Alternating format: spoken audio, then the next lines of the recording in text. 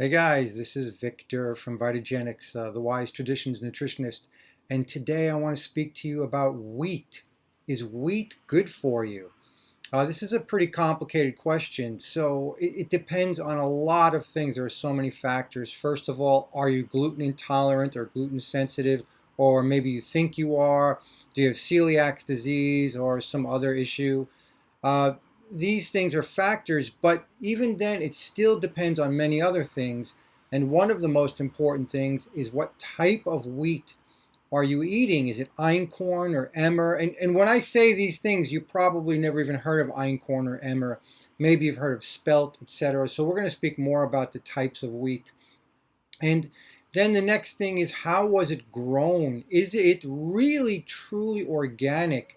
Organic labels are not enough depending on where you live. You really got to know what's going on with the wheat, how it was harvested, how it was processed, was it stored for a long time, right? There are so many factors. So you really want to be eating something that is completely natural and was freshly picked. Right, that's the best that you can get. And then finally, how did you prepare it? This is also incredibly important. So was it freshly ground, or did you get some flour that was sitting around for a long time? Did you ferment it or soak it or sprout it? And then, well, maybe it was slow cooked, depending on what you're using the wheat for, or if you're baking bread, etc. And finally, is it whole wheat or white wheat? Is it just the white flour? So this last factor is important for many other reasons too. And all of these things are connected, right? So it's not just one of these good things. Yeah, so this is a picture of whole wheat or grain of wheat. Very simple representation. These numbers are approximate. When you're talking about your typical white flour that is used for most things, that's coming from what we call the endosperm.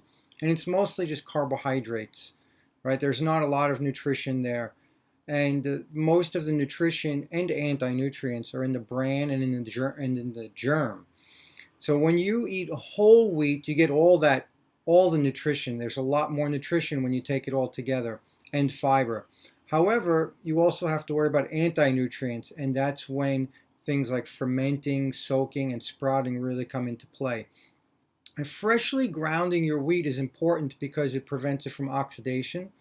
So that's a really good thing. Of course, again, if the processing practices are good, and you're getting a wheat that was ground up and sealed really well and then shipped to you, there's not going to be a lot of oxidation, so that's okay. I'm not saying you have to grind all your flour, but it's better if you do it yourself. And then the fermenting is really fantastic because it's not only does it neutralize the anti-nutrients, but it's breaking down the gluten. It's pre-digesting everything for you, so it's much easier for your body. So even though the whole wheat has the nutrition and fiber, you also have to consider if you need fiber. What else is going on in your diet? Too much fiber is not a good thing. So this is another thing to consider when you're thinking about your wheat. And if you are using a lot of flour, if you're eating a lot of baked goods, so to say, you might be getting too much of this white flour, too many carbs into your body, and this is not good for the balance of your microbiome. So you really got to be careful. At least when you do use whole wheat, you're displacing some of that endosperm, some of the white wheat. Okay, so for me, my choice, my personal favorite is einkorn wheat. It is the original ancient wheat. So I use a whole grain, and I make a sourdough bread. And this is number one for me for many reasons. A lot of people like Ezekiel bread, which is another ancient kind of bread. It's a multi-grain, like 10 different grains. It's soaked, it's sprouted, it's fermented. But I'm not too comfortable with it because I really can't be sure of the quality of all 10 grains in there. So this is not just wheat. There's even soy in einkorn, not einkorn, I'm sorry. There's even soy in the Ezekiel bread, which I'm not a big fan of. All right, so looking deeper into this, I want to try to help you understand, again, what is wheat? What are we really talking about? Nobody really agrees. There are so many different ways of looking at it. You hear about the winter wheat, the spring wheat, dwarf wheat, None of these things tell you exactly what kind of wheat grain it is. It doesn't tell you if it's spelt or einkorn. Now, the same thing, you look at baking flour, all-purpose flour. Which exact wheat grain is it coming from? We really don't know. We've got these other things, these landrace grains, which are kind of our heritage, these heritage grains or these hybrids, which can be really good or maybe not. Again, you really need to know, you need to look into it. And this is difficult because there are multiple taxonomy schemes in science, the way it's broken down. Not everyone agrees. We've got these various cultural perspectives. We've got misleading marketing terms, of course. And then within the industry, they have their own jargon and different segmentation of how they refer to things. And then finally, there is a lot of confusion with other grains. So wheat is not the only grain. And so here you can see we look at wheat as a cereal, and then there are other things like corn and oats, etc., which are not wheat. And if you look at that list on the left side there, there's a lot of different things, and these are something that you must consider. Are they wheat? Are they not wheat? Are they good for you? Are they not good for you? We often group them together. So if we look at this chart, this is a soaking chart, which I took from wiedemanreap.com, a site that I happen to like. And this is a site that we look on This is a chart that helps us understand how long we need to soak or sprout something in order to reduce the anti-nutrients. So it's not only wheat, but it's all of these other things. All of these cereals or pseudo-cereals, beans, nuts, seeds, etc. They all have similar issues for us, meaning they all have a lot of anti-nutrients, which are really not good for us.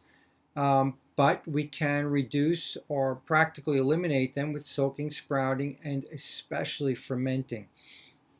And anyway, as you can see, there's lots of confusion. And nuts are another whole totally different category where there is also confusion. So I just wanted to shine some light on this. And now let's look a little bit deeper into the history. And this is coming from Jovial Foods, my favorite supplier for einkorn wheat. And einkorn is really, literally the mother of all wheat. It is the original, the ancient. Some people will differentiate the wild einkorn with the domesticated einkorn, but it's still called einkorn. It's still the same thing, basically. It's a diploid or diploid wheat, meaning it only has 14 chromosomes. It is the only one like that, so genetically it is quite different. Everything else after that has been crossed with some other grain, crossed with another grass. Emmer is the next thing after that, and that becomes kind of the platform for most of your other wheat grains. And then when we get to modern times, we have so many different wheats which are not found in the wild at all. And so if we look even a little bit deeper, I mentioned about this diploid or diploid and the number of chromosomes, and this is just to emphasize the genetic difference. So there are no wild hexaploid wheats, meaning you had einkorn, you started with einkorn, and then you doubled the chromosomes when you mixed it with this wild goat grass, and you ended up with an emmer, which then has 28 chromosomes. And that's good. It's found in the wild. There are these other things that are hybrids that are found in the wild, these tetraploid wheats. Kamut is another ancient grain, or Khorasan kamut is the same thing. It's a tetraploid wheat. It's found in the wild or grows in the wild. The durum also is another tetraploid. But after that, and then there are other tetraploids, but mostly what you see and what you buy in the supermarkets are hexaploids. These are 42 chromosomes, so triple the number of what you find in einkorn.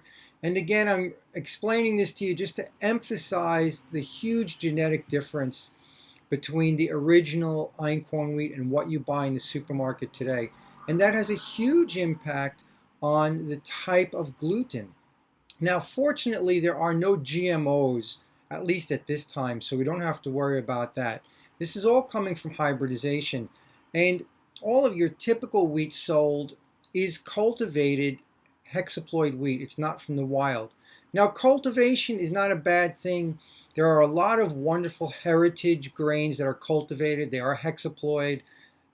but they're cultivated to get all of these wonderful new flavors, aroma, etc. So a lot of things are done not just for business, not just to maximize profit, but for culinary reasons. Honestly, einkorn is a bit difficult to deal with to make bread. It's not as easy to make bread because the gluten is not as strong, which is good for our body, but not as good for baking. Anyway, most of your cultivation practices are done to maximize profits, to maximize yield, to make it easier to harvest, etc. And this is not good for us. This is why the modern wheat is really, really bad for us. So you really want to try to stay away from the modern stuff and try to find the more traditional ancient grains. It's much better for your health.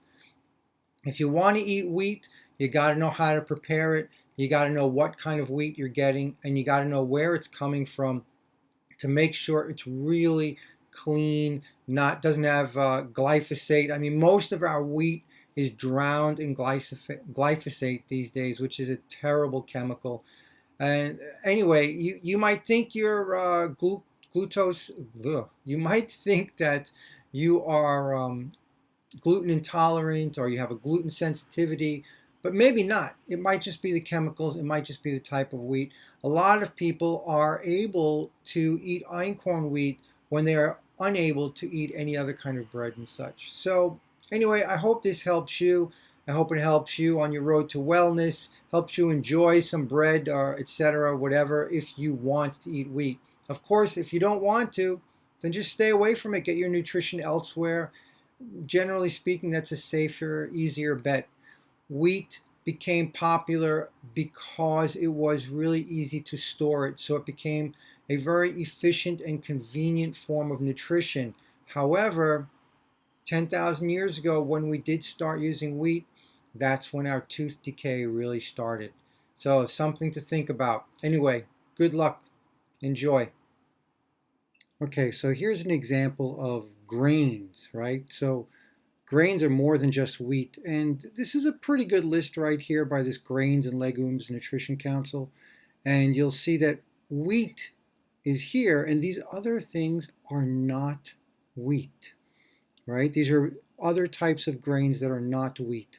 So within wheat, we have many other things. And that's what we're going to talk about a little bit more as we look at some other sites, some other websites. Okay, so this is the Whole Grains Council, or Old Ways Whole Grains Council. And this is a little bit funny for me because you'll see they have a list of all of these grains and wheat. However, you will notice that there are types of wheat that are not under wheat. So they have wheat listed out separately here somewhere. Here you have wheat, right?